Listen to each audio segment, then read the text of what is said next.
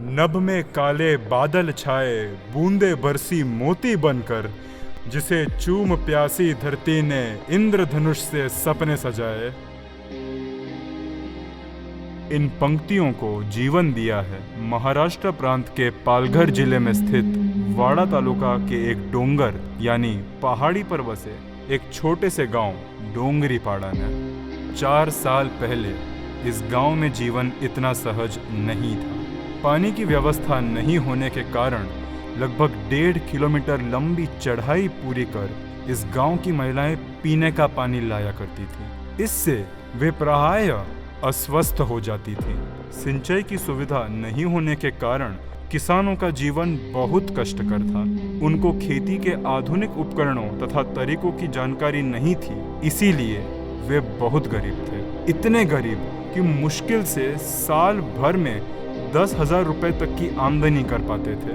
शिक्षा एवं रोजगार के अवसर नहीं होने के कारण डोंगरीपाड़ा के लोग तंबाकू, जुआ, शराब जैसे व्यसनों के चंगुल में थे। बच्चियों को भी घरों में कैदियों की तरह रहना पड़ता था। मानव सेवा ही ईश्वर सेवा है। इस सिद्धांत पर चलने वाली संस्था केशव सृष्टि ने ग्राम विकास योजना के अंतर्गत डोंगरीपाड़ा जैसे 60 गांवों को गोद लेकर उनका सर्वांगीण विकास करने का संकल्प लिया।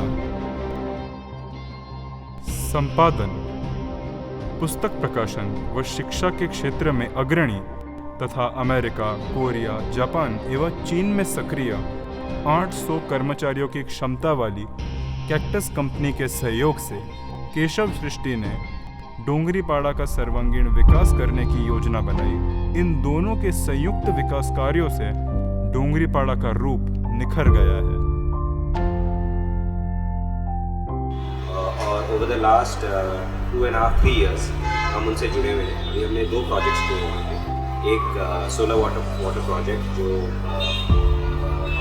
डोंगरीपाड़ा एक हिली एरिया में है, तो पानी नीचे से ऊपर लाना पड़ता है, तो उसके लिए जो पाइप बैठाना पड़ता है। इलेक्ट्रिसिटी सोलर के थ्रू में ये एक प्रोजेक्ट था, और एक अभी कम्युनिटी हॉल का जो प्रोजेक्ट, ये 2 प्रोजेक्ट्स हमने किए। सर्वप्रथम सौर ऊर्जा पेयजल परियोजना के द्वारा डोंगरीपाड़ा के सभी घरों को पाइपलाइन से जोड़कर पीने का पानी उपलब्ध कराया गया। इस कार्य में 4 लाख रुपए के उपकरण लगे और 3.5 लाख रुपए श्रमदान, पत्थर एवं रेत के मद में खर्च हुए। इसके साथ ही ड्रिप इरिगेशन सिस्टम से सभी खेतों को सिंचाई की सुविधा उपलब्ध की, जिसके कारण किसानों की वार्षिक आय लगभग 10,000 रुपए से 1 लाख रुपए तक आ गई। तो ये जो दोनों प्रोजेक्ट्स हमने किए हैं वो दोनों अभी सेल्फ सस्टेनिंग हैं। तो हमने इनिशियली कैपिटल दिया है, और अभी जो विलेजर्स ने जो काम किए हैं उन प्रोजेक्ट्स को एक तो कंप्लीट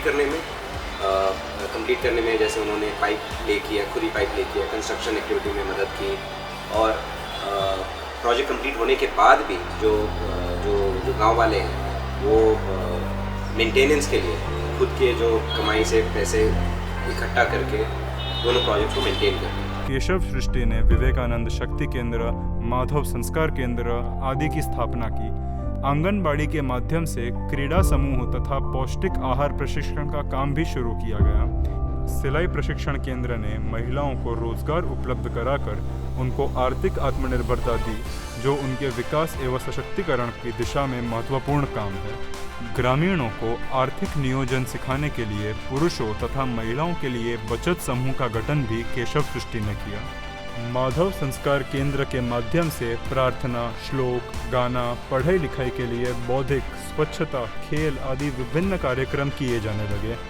शहरी लोगों को ग्रामीण जीवन से परिचित कराने के लिए केशव सृष्टि ने वृक्षारोपण के कार्यक्रम चलाए।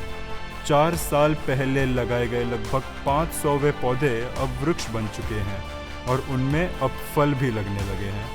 आंगनबाड़ी के माध्यम से क्रीड़ा समूह तथा पौष्टिक आहार के साथ साथ साप्ताहिक सत्संग आदि कार्य नियमित रूप से किए जाने लगे। केशव सृष्टि ने उनको ताल, झांझ, झाल व हारमोनियम भी दिए, जिसके कारण डोंगरीपाड़ा के ग्रामीण जुआ, तंबाकू, शराब आदि नशीले पदार्थों के सेवन से मुक्त होने लगे। डोंगरीपाड़ा का पूरी तरह कायाकल्प हो चुका है। व्यसन मुक्ति एवं स्वरोजगार के कई अवसर सृजित कर डोंगरीपाड़ा के विकास की नई गाथा लिखी गई है।